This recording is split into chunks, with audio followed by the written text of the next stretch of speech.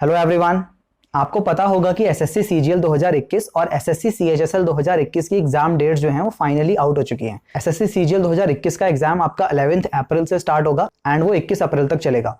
वहीं SSC CHSL 2021 का exam आपका 24 मई से लेकर 10 जून तक चलने वाला है। अब देखिए, सीजीएल एग्जाम की अगर मैं बात करूं तो इसके लिए आपके पास एक महीने से भी कम का टाइम अब रह गया है। ठीक है, तो अब क्या करना है आपको, जो आप डेली मॉक दे ही रहे होंगे, एक मॉक तो आप दे ही रहे होंगे, आप क्या कर सकते हैं, अपनी फ्रीक्वेंसी थोड़ा सा बढ़ा सकते हैं। आप डेली एक के बजाय 2 मॉक्स भी दे सकते हैं, जिससे कि आपको प्रिपरेशन में फायदा हो एंड एग्जाम में अल्टीमेटली उससे आपको फायदा हो। ठीक है, आप 2 मॉक्स रोज का दे सकते हैं। इसके साथ ही सीएचएसएल की बात करूं तो सीएचएसएल के लिए आपके पास अराउंड 2 से 2.5 महीने का टाइम है, जो कि एक बहुत अच्छा टाइम है। मतलब इस टाइम पे आपको बहुत कुछ अलग करने की जरूरत नहीं है। जो भी आप नया पढ़ रहे हैं उसको टाइम टू टाइम रिवाइज करते रहिए। ठीक है, नया पढ़ सकते हैं, उसको टाइम टू टाइम रिवाइज कर सकते हैं एंड डेली आप एक मॉक स्टार्ट कर सकते हैं। अगर आपने अभी तक मॉक देना स्टार्ट नहीं किया है तो आप डेली एक मॉक देना स्टार्ट कर सकते हैं। ठीक है, इसके अलावा बहुत सारे लोगों का एक डाउट रहा था पिछली वीडियोस में कि यार मुझे कौन सा मॉक टेस्ट सीरीज मुझे देनी चाहिए। ठीक है, ये बहुत सारे लोगों का डाउट था, तो इसके लिए मैं आपको ये सजेस्ट करूंगा कि आप और कोई टेस्ट सीरीज ले या ना ले, बट टेस्ट बुक तो डेफिनेटली आपको लेना चाहिए। ठीक है, टेस्ट बुक लेने का सबसे बड़ा रीजन क्या है कि इसमें लोगों की एंगेजमेंट सबसे ज्यादा है। यहाँ पे आप अपनी प्रिपरेशन को ज्यादा अच्छे से जज कर पाएंगे कि अभी मैं कहाँ स्टैंड करता हूँ। ठीक है, क्योंकि बहुत सारे लोग देते हैं, इसमें लैक्स ऑफ स्टूडेंट्स अपीयर करते हैं इनके मॉक टेस्ट में, तो ये तो आपको डेफिनेटली लेना चाहिए।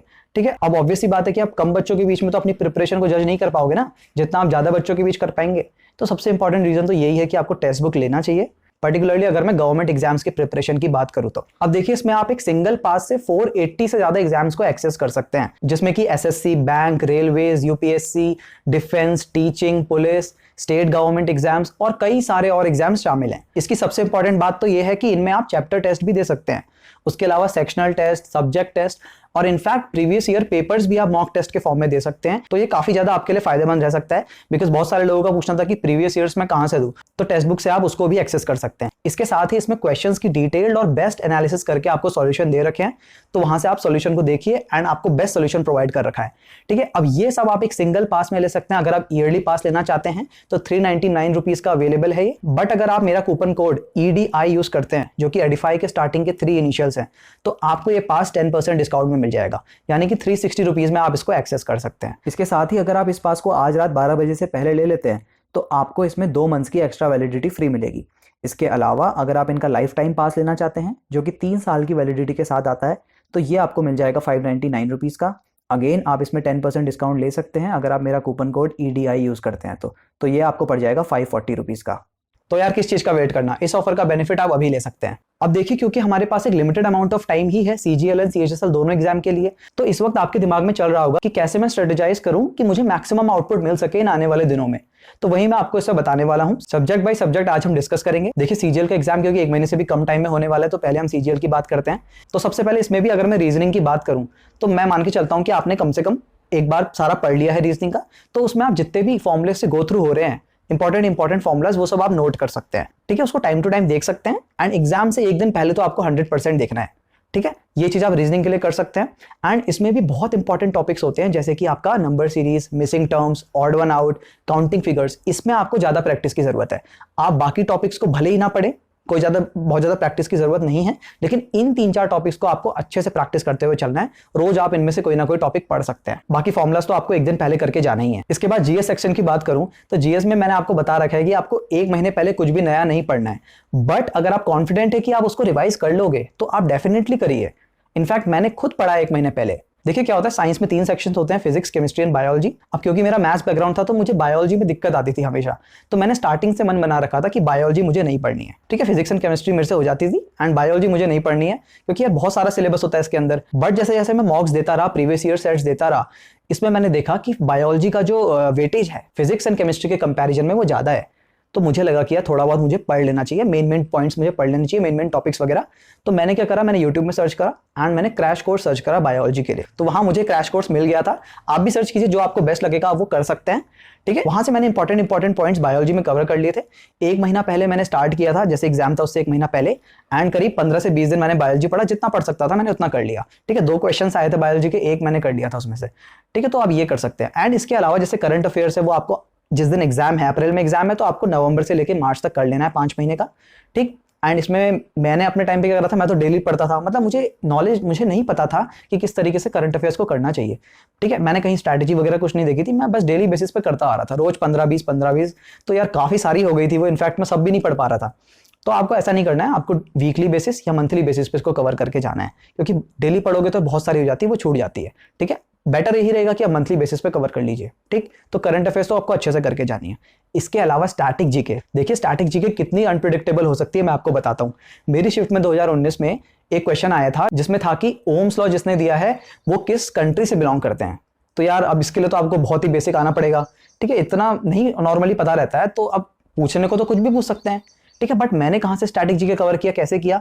देखिए नॉर्मली क्या होता था, जैसे मैं मॉक दे रहा हूं या प्रीवियस ईयर सेट्स भी दे रहा हूं, तो वहां मुझे कोई पर्टिकुलर क्वेश्चन दिख गया। सपोज मुझे क्वेश्चन दिख गया कि ये डांस फॉर्म कौन से स्टेट से बिलोंग करता है, इस तरीके से आ गया, तो मैंने क्या करा, डांस फॉर्म वाला सारे स्टेट्स के पढ़ लिए। ठीक, या बुक से पढ़ सकते हैं, यूट्यूब से कहीं से भी फॉलो कर सकते हैं। यूट्यूब में इनफैक्ट आपको बहुत सारी ट्रिक्स से भी समझा रखा है, तो आप वहां से भी हेल्प ले सकते हैं।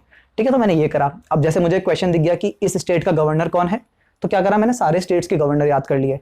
ठीक है, आप अभी भी कर सकते हैं, आपके पास अच्छा खासा टाइम है, अभी भी आप इसको पढ़ सकते हैं, इसको रिवाइज कर लीजिएगा बस। ठीक है, ऐसा कोई जरूरी नहीं है कि अब आपको कुछ नया नहीं पढ़ना है, तो आप इसको कर सकते हैं। इसके अलावा कोई भी इंपॉर्टेंट पॉइंट आपको दिख रहा है, अभी भी आप पढ़ सकते हैं, आपके पास टाइम है तो हो जाएगा, उसमें कोई दिक्कत वाली बात नहीं। बस यही है कि आपको रिवाइज कर लेना है, और सबसे इंपॉर्टेंट बात, जितना आपने पहले पढ़ा उसको तो रिवाइज करना ही करना है।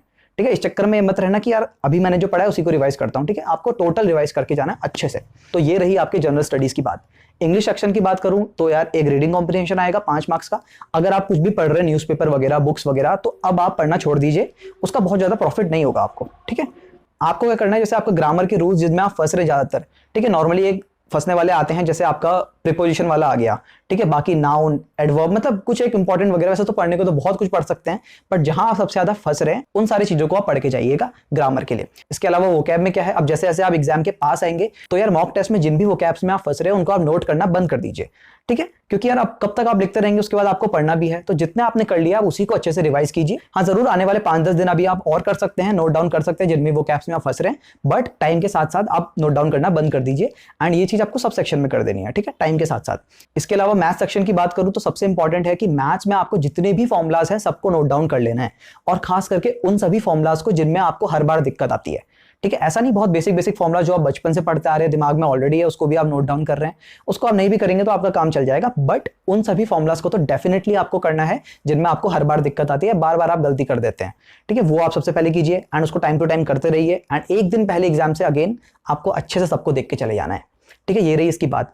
उसके अलावा इनमें कुछ ऐसे पर्टिकुलर टॉपिक्स होते हैं जिनका वेटेज बाकी टॉपिक से ज्यादा होता है, जैसे कि आपका एल्जेब्रा हो गया, ज्योमेट्री हो गया, ट्रिग्नोमेट्री हो गया, मतलब बेसिकली एडवांस मैथ्स वाला पार्ट थोड़ा ज्यादा होता है, तो यार इनको भी आप अच्छे से करके जाइएगा। ठीक है, बाकी एल्जेब्रा, ट्रिग्नोमेट्री ऐसे आपके टॉपिक्स है जिनमें आपको वैल्यू पुटिंग से ज्यादातर क्वेश्चंस का आंसर आ जाएगा, बहुत आपको बेसिक करने की जरूरत नहीं है। आई होप अपनी प्रिपरेशन के दौरान आपने करा होगा, बहुत सारे क्वेश्चन, ज्यादातर क्वेश्चन आपके वैल्यू पुटिंग से हो जाएंगे इन टॉपिक्स में से। ठीक, एंड इसके अलावा सबसे इंपॉर्टेंट आ जाता है आपकी कैलकुलेशन की जरूरत आपको पड़ती है, जो आपका अर्थमेटिक मैथ्स वाला पोर्शन है, जहां परसेंटेज आ गया, प्रॉफिट लॉस आ गया। ठीक है, ये सारे टॉपिक्स आ गए जिनके अंदर आपको कैलकुलेशन की बहुत जरूरत पड़ती है, नंबर सिस्टम वाले क्वेश्चंस आ गए। ठीक है, तो इन सब में आपको बहुत ज्यादा कैलकुलेशन की जरूरत पड़ती है, कैलकुलेशन आपकी बहुत अच्छी हो जानी चाहिए। देखिए नॉर्मली होता क्या है ना, जिस शिफ्ट में मैथ्स डिफिकल्ट आ गई वो शिफ्ट टफ बन जाती है। ठीक है, उसमें जिसने ठीक ठाक स्कोर कर लिया, सम्मानजनक स्कोर कर लिया, उसके नॉर्मलाइजेशन में अच्छे खासे इंक्रीज हो जाते हैं, जैसा कि मेरे साथ हुआ था 2019 सीजीएल में। मेरी शिफ्ट में मैथ्स टफ थी कंपैरेटिवली, लेकिन मेरे को उतनी ज्यादा डिफ नहीं लगी, कैलकुलेशन थोड़ी ज्यादा थी। हाँ मेरे भी कुछ क्वेश्चन छूट गए थे, 21 क्वेश्चंस मैंने अटेम्प्ट कर पाया था, मेरे पास अराउंड 26-27 मिनट बच गए थे, लेकिन मैं 21 ही क्वेश्चन अटेम्प्ट कर पाया था, एंड सारे मेरे सही थे, तो 42 मेरे मार्क्स आ गए थे।